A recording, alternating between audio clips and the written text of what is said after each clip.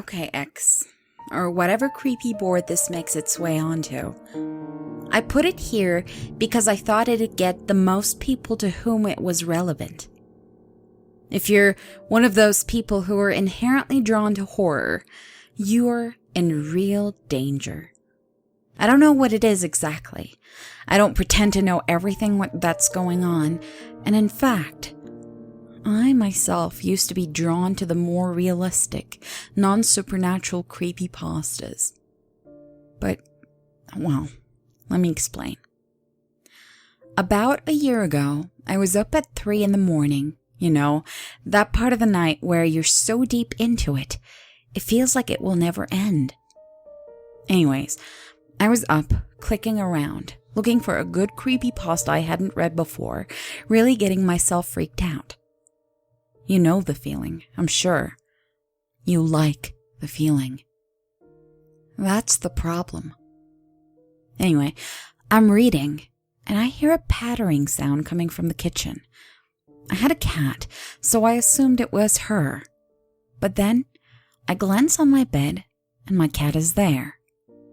Now, I've been freaking myself out for a while here, so I was nearly trembling with fear as I opened my bedroom door.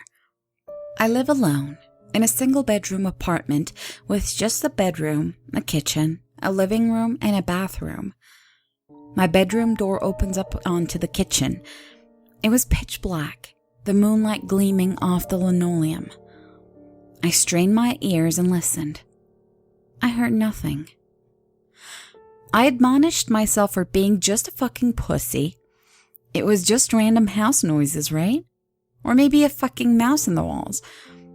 I was about to turn around and head back into my room when I heard it again. And I saw something scatter across the linoleum kitchen, heading for the bathroom. It was small, but it was definitely not a rat. The limbs were way too long. The torso was far too high off the ground, and the way it moved quickly, but so awkwardly. In any other circumstance, I might have laughed at it. As it was, I was scared shitless. So, I basically freeze for like 10 minutes. It was the size of that thing that convinced me to move. No matter how weird or fucked up it was so much smaller than me. It couldn't have been that dangerous, right? So I pop open the bathroom door. Before I turn on the light, I do a quick scan. Nothing. I flick the switch. I look around. Still nothing. I look on the ceiling even. I throw the shower curtain open. Nothing still. What could it have been? My mind started inventing explanations. It definitely had 4 limbs. Maybe it was a big-ass spider who had lost 4 of its legs somehow. That could explain the awkward movement. It was good enough for me. I was about to go back to bed when I thought, on a whim, to use my broom to poke behind the toilet, between the wall and the base of the seat. When I did, I hit something solid, and it scurried out. It looked like a tiny human. It was pale white, pale as a maggot, with dirty gray streaks running along its skin. It moved on all 4s, with long, thin fingers that grasped the ground. Its skull was completely bald, and it had no eyes, and the skin looked like it had been torn away from the lower half of its face, leaving the exposed teeth and gums. It looked up at me.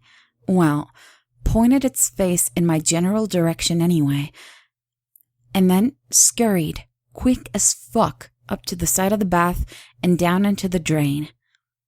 It moved in quick bursts, like a spider, and climbed straight up smooth surfaces like one too. After it disappeared down the drain, I just stood there, frozen, broom handle still in my hand, for a good 5 minutes. I was scared shitless. I slowly backed out of the bathroom and closed the door, and then stuffed a blanket in the crack between the floor and the door, fearing that it might come out. Then I sat in my bed and wondered what I could do. I mean, it wasn't like I could call the police or even tell any of my friends. It's not like they'd believe me. So what did I do? I made a thread on X. This was quite a while ago, almost a year. You might even remember it. It wasn't anything special, and it didn't even get that many responses before falling off the boards.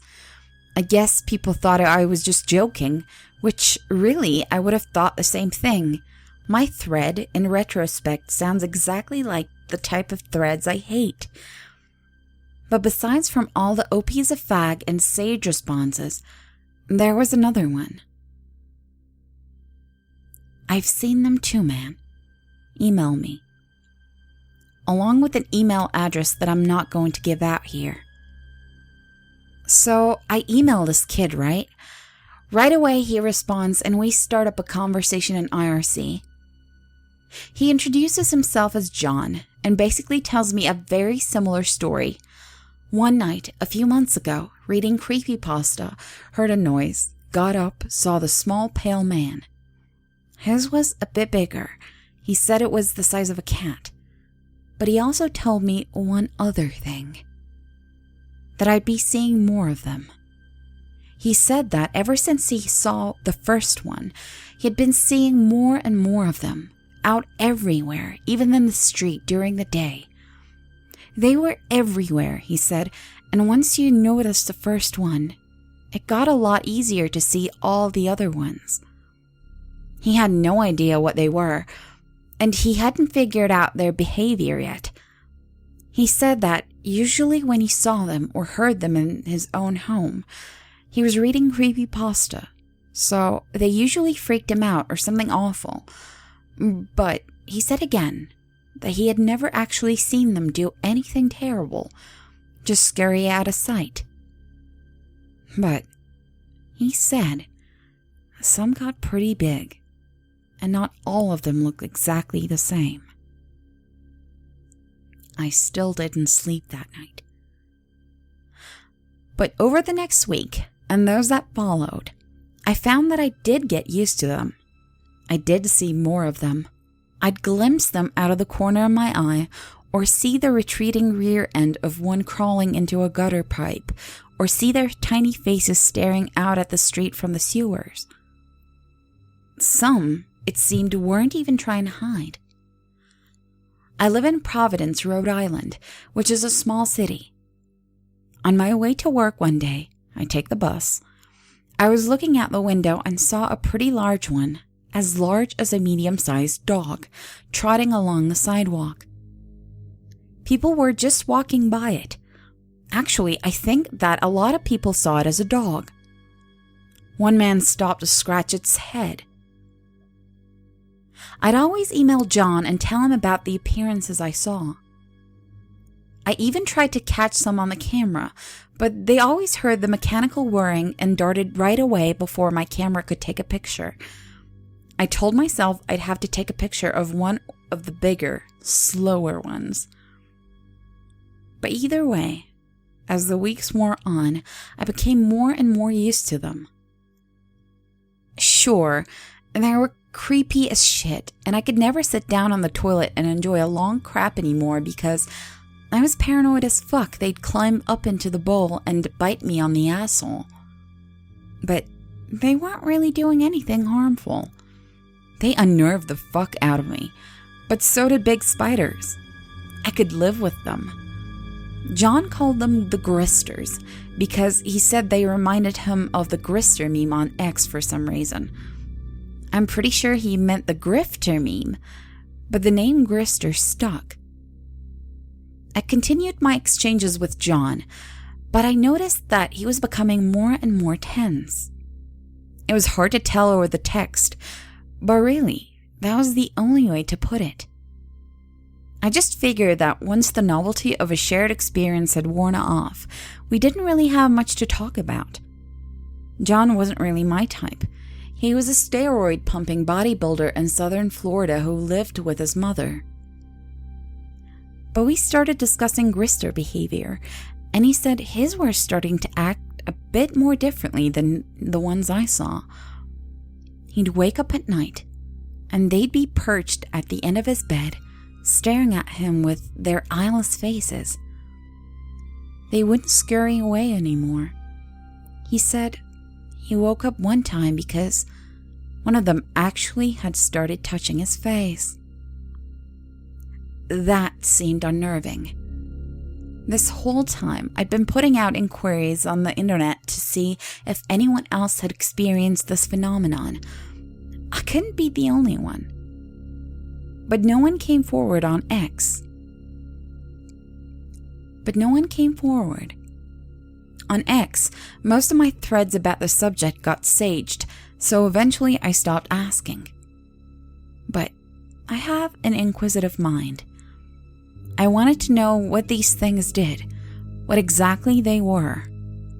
I even wanted to capture one. I left out food and mouse traps, but none of these things ever went for it. My cat would notice them though. She'd hiss at them, even chase them a couple of times. All those times I had seen her do that and assumed she was being a dumbass cat, chasing at nothing. One night, I was walking home from work alone. I work at a call center for a police charity, and my house is about 6 miles away. I'd had to stay late, so there was no bus to come pick me up, and I didn't really have all that many friends, so I had to walk. Anyway, I was walking past some old abandoned brick house, creepy shit, let me tell you, when I heard some weird low groan. And that's when I happened to notice that there were a lot more Gristers than usual here. They were mostly ignoring me, but they were scurrying in and out one particular brick house. The groaning sound seemed to be coming from the alley beside it. Now, a lot of Gristers were creepy enough, even without that low groaning noise. What made me decide to investigate? I don't know. Morbid curiosity. I'm always looking for some creepy gore stuff to post on the boards. I thought that maybe the groaning was some kind of wounded animal. So I approached the side of the house, noting that the windows were boarded up. The groaning. I should have known then. It was no animal. It was a low, creaking, gurgling sound. It didn't sound like any fucking animal I know. So I snuck down the alley, and when I saw what was making the noise, I nearly pissed myself. It was a fat, humongous Grister, at least 8 feet wide, completely unable to move, with rolls of fat hanging down over its leg. It had no neck, just 14 chins leading up to its macabre exposed jaw. Dirty drool ran over its chin to cover its obscenely huge belly. Smaller Gristers crawled in and out of the rolls of its fat. It rubbed itself with a pudgy claw, making that groaning, gurgling sound, which seemed almost sexual. It was terrible. I know it doesn't sound like it, and objectively, I can think that a fat, cooing Grister rubbing itself might sound pretty funny, but in the presence of the thing, all I felt was a sick revulsion and disgust. But I kept in mind one thing, that I had been looking for a picture of these things. So I busted out my camera phone and snapped a picture. I wish I hadn't. If I hadn't, I think maybe I could have lasted a little longer. The minute I snapped the picture, the thing stopped groaning and swiveled its head towards me. All the Gristers did, in fact. They all started hissing and screaming at me, a horrible fucking sound like rusty nails on a chalkboard. I was thoroughly freaked out. To put things mildly, I lost my shit. I ran out of there as fast as I could, ran all the way home. Gristers didn't seem so harmless to me now. That noise they had made was straight out of hell. I didn't feel safe with the lights off anymore. I flipped all the lights on, scaring the shit out of my napping cat. I slammed the bathroom door shut and stuffed a blanket around the cracks again. Then, I sat down on my bed and looked at the picture I had taken. There it was, clear as day, that huge grister. Just looking at it made me feel sick. Of course, I was going to put it on X. I loaded it onto my computer and sent an email to John with the subject, "Will you look at this fat fuck?" Then I immediately came to X and began typing up my thread, explaining myself, explaining the Gristers, explaining the photograph. I was just getting ready to post when John sent me a message. "Yo, don't show this shit to anyone." I stopped. I replied to John, asking him what he was talking about. He told me. He said that he thought he had figured out what was making the Gristers around him more hostile. He said that he thought that when they figured out that you can see them, they started getting more and more aggressive. He showed me scratches he had all down his arm from them clawing him at night. He said that he's seen a lot more of the bigger ones hanging around his house at night. They watched him through his windows. They knew. They knew he could see them. And they didn't like it. And now, I was pretty sure that they knew I could see them too. So what did I do? In the end, I didn't post the picture. I wasn't too intimidated, but it probably saved a lot of you. I didn't want to trigger anyone else into being able to see these guys if it had dangerous consequences down the road. I didn't notice any behavior change right away. For a while, in fact. For about 2 weeks, the Gristers acted just the same way as they had before. I was beginning to think that John's problem was his own thing, and that the Gristers didn't know or didn't care that I could see them. And then, things started happening so fast. I woke up one night, and there were 4 of them just perched around my bed, staring at me. I freaked the fuck out and swept them away, and they just hissed that terrible noise at me and ran away. I emailed this to John, who I hadn't talked to otherwise. He didn't respond. We hadn't talked since I told him about the picture, and even rarely before then. After 2 days, during which the Gristers began touching me in my sleep, I got an answer. John was dead. His brother had the password to his email and was letting all his internet acquaintances know. He had committed suicide. Sliced open his wrists in the bathtub. John didn't seem like the type to commit suicide to me. Had things with the Gristers really gotten that bad that they drove him to do that? We didn't really know each other that well, but he hadn't mentioned anything to me. His brother said he hadn't left a note. I gave him my condolences. Now I had no one to talk about this. I started looking online for more references or anything. All the while, the Gristers were getting more and more aggressive. I'd look over my shoulder and there would be 1 or 2 on the windowsill, just staring at me. One time, I opened the door to my apartment. I live on the 3rd floor, and there was one about the size of a large dog staggering around the bottom of the stairwell, pale face flashing in and out of the darkness, baring its teeth in a growl at me, pale limbs flashing as it bounded up the stairs.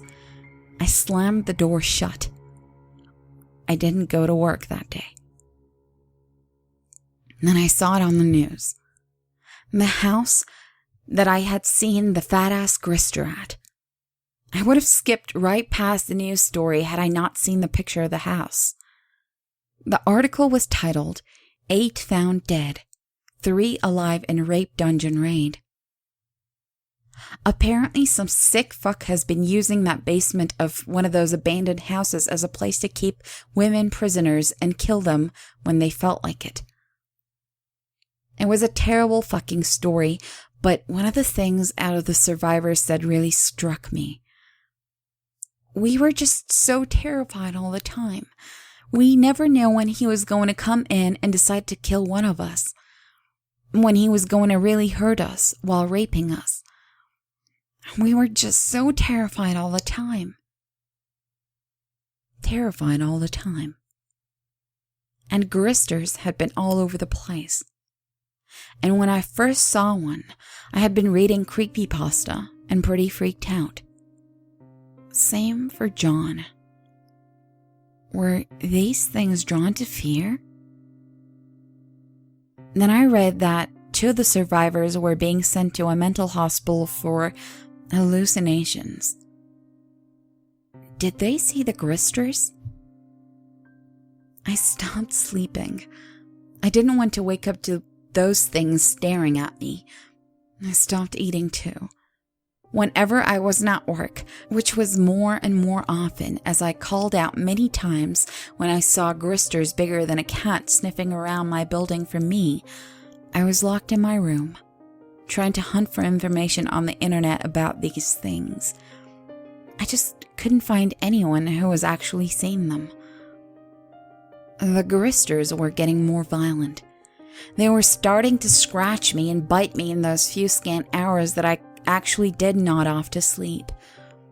I'd always freak out and sweep them away, and they just hiss at me.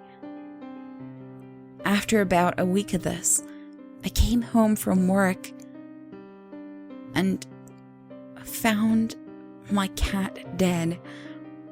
They had peeled all the skin away from her skull, giving her a look of shock. I quit my job.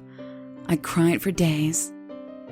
I don't have many friends, and I really loved that cat. They're not stupid. They don't talk, and they act differently from us. But they do have intelligence. I went out for food last week. It was the last time I will ever go out. I was sitting on the downtown bus station, shivering, looking all around me for Gristers when the bus approached. I got up to get on, and out of nowhere, a Grister the size of a normal human just bent over and walked their weird loping gait, slammed into the back of the woman next to me, and threw her in front of the bus. She had no chance. I saw her slide under the wheels of the bus. I saw her blood and ruined organs squeezed out of her mouth like toothpaste. Everyone freaked out and panicked. As people rushed to her aid, Grister turned toward me and grinned. I dropped my groceries and screamed, running back to my house, sobbing all the way. They're toying with me. And that's when I finally realized why there wasn't anyone I could really talk to about Gristers. How many times when people commit suicide do you hear it reported that they were suffering from hallucinations? Read the reports of people who have been in terrible, frightening situations, like that rape dungeon or a war. How many of them suffer from hallucinations? Sure, a lot of them are actual hallucinations. Some of them are Gristers. And eventually they figure out that you can see them. And they start fucking with you. And I don't think everyone who they kill is driven to suicide.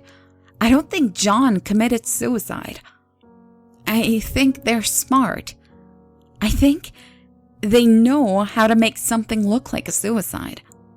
You'll hear about it sometimes. You'll read it in a report about how someone committed suicide, but something just isn't quite right about it. Like a man who went out and bought a new couch and then cut his wrists on it. And I'm convinced there was nothing special about John and me. I don't think there's anything special about anyone who sees these things. I think you're just more likely to see them when you're really scared, since that's when they're drawn to you. I can hear them right now. It's about 3 a.m. It sounds like a really big one is right outside my apartment door. It sounds like it's trying to gnaw its way through the wood. And so, I'm taking the easy way out. I'd rather have a nice, sharp knife slice my arms open than have my skin torn by those teeth.